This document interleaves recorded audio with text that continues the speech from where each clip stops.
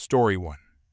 At the end of World War II, thousands of troops were heading home, starting new families, and wanted to move out of the city. There was a major housing boom all around the county. People couldn't move out of the cities fast enough, and developers could not build homes fast enough. There was a ton of money to be made in the construction business, which led to some underhanded building practices. One such practice was starting construction before the land acquisition was finalized. Enter my grandfather G. After serving as a pilot during the war, he came home to a very different town. When my G went off to fight in 1942, the town that he described leaving was tired and worn down. But to his amazement, the town he saw stepping off the train in 1948 was anything but. Newly paved roads, a traffic light, and new homes. New homes that just went on and on. He actually got lost on his way back to the family farm due to the new main town road being rerouted while he was away. But what took him by surprise the most was the new development being built on his childhood friend John's tree farm. This was surprising to him, mainly because he knew how much the farm meant to John and his family. The farm went back at least 2 generations. But my G just guessed that the developer made John's family an offer too good to refuse. However, that thought was shot down later that evening during his welcome home dinner back home. It was my great-grandmother who tipped him off that something was off. He couldn't recall exactly what she said, but it was something along the lines of, "Oh, I just wish John was still alive to be here." My G nearly choked, not because of the news, but because John was not dead. He was still in Hawaii. My G had gotten a postcard from him 4 days before. Turns out, while John was off in the Navy fighting in the Pacific Theater, John's dad had suffered a stroke and passed away, and his mother passed away less than a week later from a broken heart. More than likely, John was never informed of their passing, and now 20+ homes were being built on their land. My G about ran out of the house, jumped in his father's Model T, and raced down into town to send one bombshell of a telegraph to John in Hawaii. "John, your folks passed. Farm now being built on. Come quick, G." My G never got a response back. He figures that John must have fainted from shock, then jumped up and ran to the Navy base to get on the first boat home. Because he was back home in less than 4 days, and he was mad. According to my G, when he burst through the doors of the mayor's office, everyone in the room looked like they were about to drop dead. The poor desk clerk was fumbling over his words, trying to talk to John. Then, the mayor came out of his office to see what all the commotion was about. As soon as he saw John, he went white as a sheet, then ran back into his office and locked the door. Getting nowhere at the mayor's office, John went to the next town over and hired a lawyer. What followed was a 7-year court case that ended in the mayor being sentenced to 8 years in jail and the developer going bankrupt. Turns out that after John's parents passed away, John wasn't able to be contacted for some reason and was just assumed dead. So when an out-of-state developer wanted to build homes in the area, the mayor just permitted them to start building on John's farm for a hefty kickback, of course. Also, because of John's lawsuit, the developer couldn't finish the pre-sold homes, which ended up in more lawsuits. In the end, the mayor and the developer and the town ended up having to pay John close to $45,000 total, which is over $752 today, and then the farm had to be returned to its prior condition. To say John was happy would be a vast understatement. Today, John's tree farm is a nature reserve, and the story of the corrupted mayor is all but forgotten except for by a few locals. John passed away in 1999. My G has been back to his hometown a few times to visit his grave and to check on the old tree farm. Story 2. Many years ago, I worked at a terrible call center job where the management was notoriously bad, particularly one manager who was my supervisor's boss. Every year, his proudest accomplishment was winning the annual chili cook-off. The event was a big deal, and everyone hyped up his chili throughout the year. It always resulted in a landslide victory for him, to the point where few people even bothered to enter. His chili-making process was elaborate. He used marinated steak, and boasted about adding a dark beer as one of his secret ingredients. The prize was a $100 gift card to his favorite high-end restaurant. Shortly before the cook-off, this manager gathered my team for a meeting and berated us about our performance numbers from the previous month. He didn't take into account that one of our senior team members had been out for most of the month due to a family bereavement. His harsh attitude only made the rest of us feel demotivated, a classic example of toxic middle management behavior. That's when I came up with a plan for some petty revenge. On the day of the chili cook-off, I brought a large crock-pot from home. During my 15-minute break, I went to a nearby fast food chain that was known for its chili. I ordered 3 large portions and poured them into the crock-pot. The only modification I made was adding the green onions and sour cream they provided as garnish, stirring them in for presentation. When I brought my chili to the contest and set it up, I didn't expect much, but to my surprise, I won by a landslide. A few months later, I found a better-paying job and handed in my resignation. On my last day, as I was leaving that dreadful job for good, I couldn't resist telling him how I had won the chili cook-off. The look on his face was priceless, and I still cherish that moment to this day. Story 3. My crazy story begins with me lying in a hospital bed, feeling like a human piñata after a gnarly accident, when a wild Karen enters the scene. Let me take you through the roller coaster of events that unfolded before my eyes. But before we delve into the chaos, let's get to know me a bit better. I'm Alex, a regular guy who loves living life to the fullest. Whether I'm exploring the great outdoors or trying out the latest food trends, I'm always up for an adventure. Unfortunately, this particular adventure landed me in the hospital, and that's where our story begins. Okay, let's dive right into the action. There I was, lying in my hospital bed, connected to various beeping machines and wearing an oxygen mask. I'll spare you the gory details, but let's just say my body had seen better days. The room was quiet, except for the occasional sound of footsteps echoing through the hallway. Suddenly, the door burst open, and in walked Karen, the mad dog. You know, the type hair that could rival a bird's nest.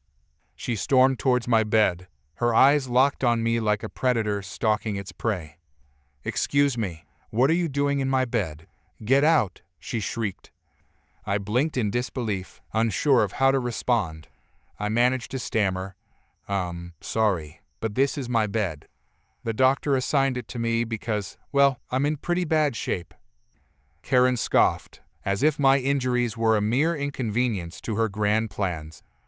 "I don't care about your injuries. I demand to be treated first. I have things to do and places to be." I couldn't believe the audacity of this woman. I mustered up the courage to defend myself, even in my weakened state. "Look, I understand you're in a hurry, but the doctor has prioritized my treatment because I'm in critical condition." Apparently, reason wasn't in Karen's vocabulary. In one swift motion, she reached over and snatched my oxygen mask off my face, leaving me gasping for air. It felt like I had been punched in the gut by a heavyweight boxer. "Hey, what are you doing? That's essential for me right now." I struggled to breathe without the mask. Karen gave me a wicked grin, as if she relished my suffering. "You don't need it as much as I do. Now get out of my way." I watched as Karen began to push me off the bed, determined to take my place. Panic set in as I realized that my injuries made it difficult for me to defend myself. But just as I was about to hit the floor, a voice of reason cut through the chaos. "Excuse me, what on earth do you think you're doing?" It was Dr. Johnson, my savior in this banana world I'm living in. Karen froze, not believing that someone would dare to question her actions. "I demand to be treated first. It's my turn, and this man can wait." Dr. Johnson stepped forward. "Ma'am, this man is in critical condition and requires immediate attention. Your case is not as urgent. I suggest you wait your turn like everyone else." At this point, Karen was practically about to burst from anger. And yes, surely the story doesn't end there. The hospital staff, alerted by the commotion, rushed to my aid. They helped me back onto the bed and swiftly called security to handle the situation. As Karen continued to argue and protest her treatment, the security guards arrived and tried to handcuff her. "You are under arrest for assaulting a patient and causing a disturbance," one of the guards announced. The look on Karen's face was priceless, but boy, she wasn't going to go down without a fight. As the security guards approached her, her eyes widened, and she planted her feet firmly on the ground, refusing to budge an inch. It was as if she believed she could single-handedly take on the entire hospital staff. "I will not be treated like a criminal. I demand to speak to your supervisor," she yelled. The guards exchanged glances, unfazed by Karen's desperate plea. They had dealt with their fair share of entitled individuals and were prepared for the show that was about to unfold. With a gentle yet assertive touch, they reached out to handcuff her, expecting her to comply. But Karen simply transformed into a raging whirlwind of chaos, flailing her arms and kicking her legs in a desperate attempt to free herself from their grasp. She knocked over chairs, sending them clattering to the floor, and grabbed onto anything within reach, creating a mess wherever she went. The hospital staff, stunned by the madness they're witnessing, stepped back, giving the guards some space to handle the situation. Nurses hurriedly gathered patients and bystanders out of harm's way. "Ma'am, please cooperate. We are just doing our job," one of the guards pleaded, trying to reason with Karen. But reason was a foreign concept to her at this point. With a guttural roar, Karen swiped at the guard, narrowly missing his face. It was clear that she was determined to make her exit as dramatic as possible, consequences be damned. Realizing that reasoning with Karen was futile, the guards swiftly adjusted their tactics. They called for backup, and soon, more security personnel arrived on the scene. Together, they formed a human barrier around Karen, ensuring she couldn't harm herself or anyone else. As the chaos escalated, the guards employed a combination of verbal commands and physical restraint techniques to subdue Karen without causing her any harm. Finally, after what seemed like an eternity, Karen's struggle subsided. She slumped in defeat. The guards wasted no time in securely handcuffing her, ensuring that she couldn't cause any further chaos. With Karen finally under control, the security personnel began the arduous task of escorting her out of the hospital. I heard them as they made their way through the hospital corridors, and Karen continued to make a scene, shouting expletives and hurling insults at anyone within earshot. I was later told that after the security team reached the hospital's main entrance, a police car was just arriving to take Karen into custody. With Karen safely secured inside the vehicle, the doors closed, and the police car slowly disappeared into the distance. The hospital returned to its usual state of peace. A few days after my release from the hospital, as I was finally beginning to regain my strength, I received an unexpected call. It was from the local police department. He explained that they had received reports of the altercation with Karen and wanted to follow up on the matter. The officer expressed concern for my well-being and asked if I would be willing to press charges against Karen for assault. While I wasn't one to harbor resentment or seek revenge, I realized that taking legal action was necessary. So I took a deep breath and replied, "Officer, thank you for reaching out. I appreciate your concern. Yes, I would like to press charges against Karen for assault." Officer understood my stance and assured me that they would proceed with the necessary legal steps. He explained that they would gather statements from witnesses, review security camera footage, and build a strong case against Karen. The evidence against her was substantial, bolstered by witness testimonies and the hospital's security footage. In the end, Karen was found guilty on multiple charges and sentenced accordingly. The judge, taking into account the evidence presented, the testimonies of witnesses, and the consequences of Karen's actions, ruled that she would serve a sentence of 6 months in jail. Additionally, she was ordered to attend mandatory anger management classes. As for me, well, I've made a full recovery and returned to my adventurous lifestyle. I've even added a new item to my survival kit, a special Karen repellent. Just kidding. But hey, you never know when you might encounter one of these entitled creatures in the wild, right? Story 4. So, there I was, just minding my business, arranging the shelves at the store. It was a regular Tuesday afternoon, nothing out of the ordinary. But turns out this'll be a day that was about to become a chapter in the annals of entitled people history.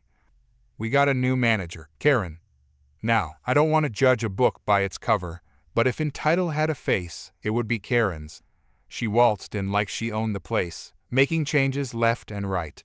The first thing she did was rearrange the entire store layout, claiming it was for better customer experience. Spoiler alert, it wasn't. One fine day, Karen's radar of entitlement locked onto poor old Charlie. Now, Charlie was a gem of a person. Always had a smile on his face, despite the fact that he rolled around the store in a wheelchair. Yeah, he was disabled, but that never stopped him from doing his job efficiently. Heck, he was more productive than half the staff combined. So, on this one day, Karen storms up to Charlie while he's stocking the shelves with canned beans. I'm just a few aisles away, pretending to organize the potato chip display while eavesdropping on their conversation. "Charlie, we need to talk," Karen says, crossing her arms like she's about to drop some divine wisdom. Charlie looks up, his bushy white eyebrows raised in surprise. "Sure, what's up?" Karen looks around, making sure no one else is within earshot. "I've been observing you, and I must say, it's not appropriate for someone like you to be working here." I nearly drop a bag of chips at that line. "Someone like you? Seriously, Karen?" Charlie, bless his soul, stays calm. "I'm not sure I understand. Is there an issue with my work?" "Oh, there's an issue, all right," Karen says, leaning in like she's about to spill the juiciest gossip. "You being in a wheelchair is bad for the store's image. We can't have customers thinking we employ disabled people. It's just not good for business." I'm fuming at this point. I mean, who says that kind of stuff? But I keep arranging those chips, not wanting to blow my cover as the stealthy eavesdropper. Charlie, on the other hand, looks genuinely puzzled. "I've been working here for years, and no one had a problem with it before. Why now?" Karen smirks, thinking she's dropping the mic. "Well, now I'm in charge, and I have standards to uphold. It's nothing personal, Charlie, just straight business." That did it for me. I couldn't take it anymore. I abandon the chips and storm over, pretending to be oblivious to their conversation. "Hey, Charlie, need help with those beans?" I ask, shooting Karen the dirtiest look I can muster. "Oh, thanks, that'd be great," Charlie replies, grateful for the interruption. I start helping him, shooting Karen glares with every can I pick up. She gets the message and scurries away, muttering something about checking the inventory. As soon as she's out of earshot, Charlie leans in and whispers, "Can you believe this? I've never been treated like this in all my years here." I shake my head. "It's unbelievable, Charlie." She's out of line. But little did Karen know, she just kicked the hornet's nest. You see, Charlie wasn't just any disabled worker. He was a co-owner for the store. Yup, one of the people who signed her paychecks. Only me and a couple of other workers knew this fact. Karen's entitled antics continue. She's rearranging the store layout again, making the aisles more confusing than a maze. Customers are complaining left and right, but she brushes it off, claiming it's for their own good. But just when everybody's about had enough, Charlie calls for a staff meeting. We all gather in the break room, and Karen strolls in, thinking she's the queen of the world. "Listen up, everyone," Charlie starts, wheeling himself to the front of the room. "I've been observing the changes in the store, and it has come to my attention that some decisions were made without proper consultation and consideration for the staff and customers." Karen rolls her eyes, not realizing that her reign of entitlement is about to crumble. Charlie continues, "As one of the owners of this store, I believe it's my responsibility to ensure that the values and standards we uphold are in the best interest of both our employees and customers. With that said, I've decided to make some changes." "I've decided to relieve Karen of her duties as the manager," Charlie announces, and the room erupts in a mix of gasps and snickering. Karen, however, is in shock. She stammers, "You can't do that. I'm the manager. You can't just—" Charlie cuts her off with a stern look. Actually, I can. You see, I'm not just an employee here. I'm a co-owner, and it's clear that your management style doesn't align with the values of this store. Karen turns pale. But you're disabled. You can't own a store. Charlie chuckles. Well, surprise. Disability doesn't define what a person can or cannot do. And in this case, it turns out, it's the store owner who's been rolling around in a wheelchair all along. The room falls silent, and Karen is left speechless. Some of the staff, on the other hand, start shouting, "Get the hell out of here, Karen." As Karen gathers her belongings, escorted out by security, she shoots Charlie an angry look. But he just smiles and waves. Charlie continued to manage the store himself, making decisions that benefited everyone, disabled or not. And as for Karen, well, let's just say she learned a valuable lesson that day. Or at least I hope. Story 5. This happened to my partner and I a couple of years ago. We live in the UK, and in 2019 I got a really good job in a new city in the Midlands. After a few months of commuting, we decided to move closer as my partner could find a job easily. We booked several viewings with prices ranging from £600 to £1,200 per month. After serious consideration, we decided that the long-term goal was to buy a property. So we decided to go for the cheapest place in order to save money for the deposit faster. Now, this house was in one of the roughest neighborhoods I've ever lived in. The streets were covered in rubbish, people would be shouting outside in the middle of the night, police would be constantly passing by, you'd find needles in the park nearby and drunk people laying around all the time.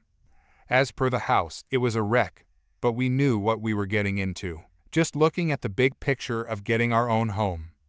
We agreed to move and pay the £600 deposit plus month's rent in advance. Landlord requests to keep his mail. Didn't sign a contract, I know, but we were young and naive. Payment to be done in cash. Do not change the prepaid electricity meter, etc. But he said there's no need to register for council tax because he'd cover it. In the UK, council tax is usually well over £100 per month, and it's normally the tenant who pays for it. This will be very important later. Moving day comes and the house is a mess, like a proper mess. The converted loft is full of rubbish. They left a bed behind, and when we moved it, there were years of Q-tips, rubbish, even underwear from the previous tenant. There was a thick layer of grease throughout the kitchen. I guess you get the picture. We took pictures, but later lost them when I changed phones and didn't do transfer of files.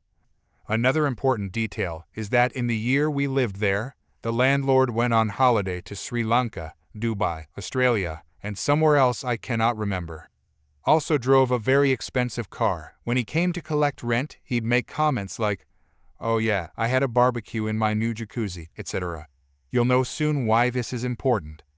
Nearly 1 year passes and we find a shared ownership in a new development in a better area, which together with the amount of money we managed to save, we can afford. We get our mortgage and notify the landlord with 3 months' notice.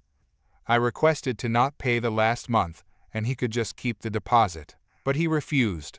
About 1 week before moving out, I accidentally opened a letter from the council in his name. Before noticing the name in the letter, I realized it's a council tax bill. But it's not hundreds, not even tens of pounds per month. It's £40-something for the year. And notice that the reason for this is that he'd been awarded housing benefits for living alone in my rented house and being on low pay. Moving day comes. Unlike how the house was when moving in, we cleaned the property upside down just to be told by the landlord that he's keeping the deposit due to the carpet being dirty, etc. Now that did infuriate me as I had lost the moving day pictures of the dirty house. I argued that the house was then in better state of maintenance than when we moved in, but to no avail. I need to mention that even losing the deposit, the money we saved in council tax still made it beneficial to us. But I'm a petty B-word, and I was very much done with landlord maliciousness. Petty revenge, I called the city council and with my most innocent voice said that I'd been living in the property for a year and just saw a council tax bill filled with benefits for my landlord and thought it was not okay.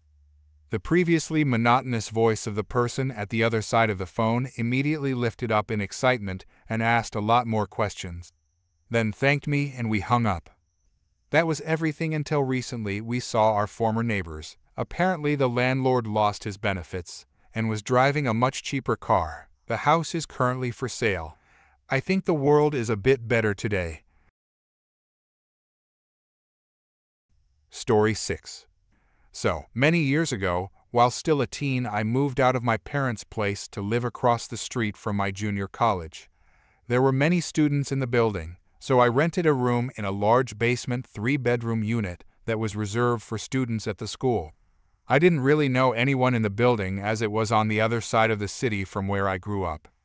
At the time there was one other roommate already living in the unit who we'll call Sean. To be kind, Sean was a short, big guy, older than myself by a few years. He was in some kind of simplified remedial program as he'd failed a couple of school years and mentioned how this was his last chance to make something of himself in his parents' eyes. Kinda dim, not too much going on in his life, but harmless, or so I thought. Anyways, I was hoping to start things off on the right foot with him as he was to be my roommate, so I wanted to be friends. As I was moving in my stuff, he mentioned how he had no money for a moving van. So I offered to do a trip with my rented van to his parents if he needed any help moving some stuff of his. He happily accepted, so we drive to his parents, where I meet his mother and discover that he's from a somewhat affluent family, somewhat surprising considering he's too broke to hire a van. But whatever.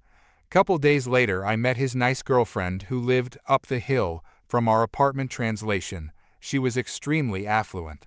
This girlfriend would dote on him, visiting him a lot at our place, to the point where she would regularly hand-deliver him delicious meals that had been prepared at her house. This will be important later. Anyways, it slowly becomes apparent that this unassuming guy has a dishonest streak. While moving my stuff in, I'd mentioned that I had a spare waterbed. He immediately offered to buy it, so I moved it in myself and set it up with the agreement he'd pay me a friend price around $200 for a $700 bed. Weeks pass, and he keeps giving me excuses about not paying whenever the subject comes up. He then started to randomly shift the narrative to a story about how his wealthy parents can pay for us to get a great condo in a new development just up the street. I remember wondering why his parents would make such an offer despite the fact we've just moved into our current apartment. The story didn't make sense. Nevertheless, he constantly tried to set up some visits with me and get me involved. I wasn't really interested in moving again at that point, so I never really pursued it. I learned later that this was not only a lie, but a typical plot of his. Anyways, as I had just moved out of my old neighborhood, I hadn't opened up a new bank account. This was before internet banking in this new part of town. So I was keeping my money, a couple hundred, hidden in my room until I set up an account nearby. I was only loosely keeping track of this money and barely noticed how my money was going a little quickly until one day I went to get my last $40 and it's gone. Unfortunately, by this point a third roommate had moved into our flat, a cool hippie dude from the Maritimes.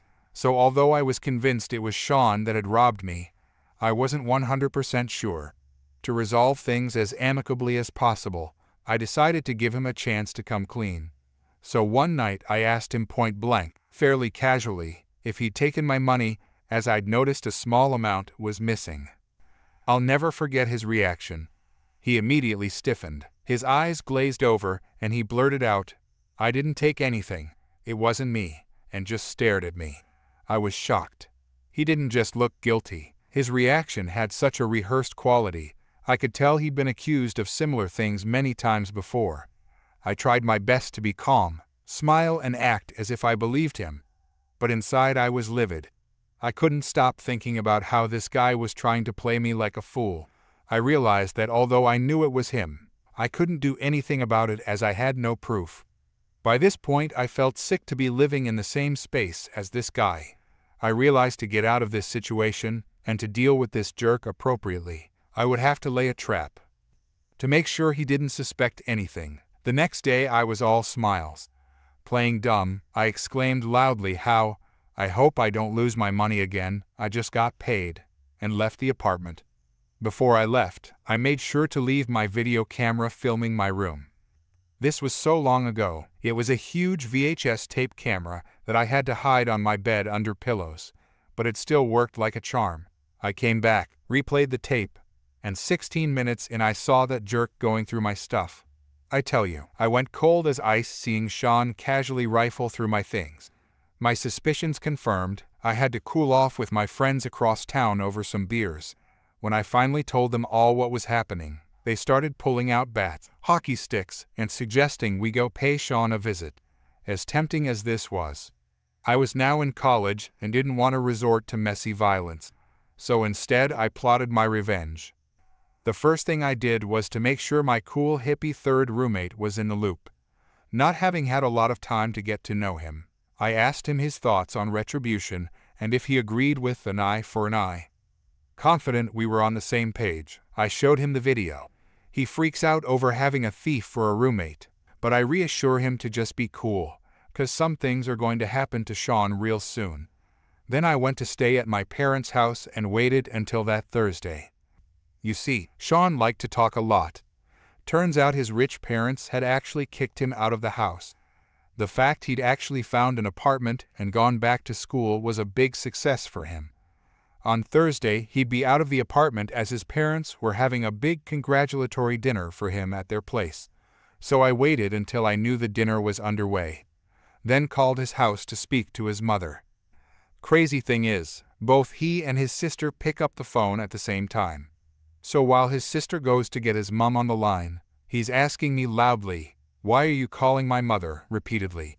His mother gets on, and while Sean's screaming at his mother to hang up, I calmly state, "I'm sorry to disturb you, but I have reason to believe your son has stolen from me." Suddenly, there's dead silence. After almost a minute, she replies, "Take it up with Sean," and just hangs up. WTH? I don't know what reaction I expected, but it wasn't that. Anyways, now with just Sean on the line, I tell him the jig is up. I have him on tape and I want my money back. His replies, "You have nothing on me, screw you." At this point I realize he's right. I'd really only filmed him rifling through my stuff.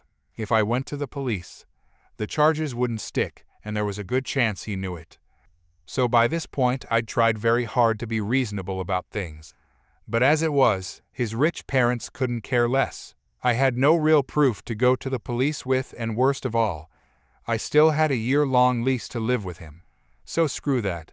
I told him he'd better find another place to live and hung up the phone as it was time to go crazy on him. Remember how I said he talked too much? Turns out he'd bragged about how he'd faked his credentials for the apartment and landlord had never checked. So the first step was to drive with my folks to the landlord's office and tell them to evict him for theft immediately. When they start telling me crap like, "We'll have to take some time to review this matter," I immediately threaten a lawsuit over how they're liable as I can prove they never did the prescribed background check. My landlord goes pale and instantly promises everything I ask. I then take this moment to go downstairs for a minute, a statement witnessed by multiple people. I then go to Sean's room and take thousands of dollars of his expensive stuffed stereo, TV, hockey jerseys, cologne, etc., and put it all outside on our enclosed hidden fire escape. I then go straight back upstairs, hello alibi, and leave with my folks. First chance I get, I call my friends with the bats.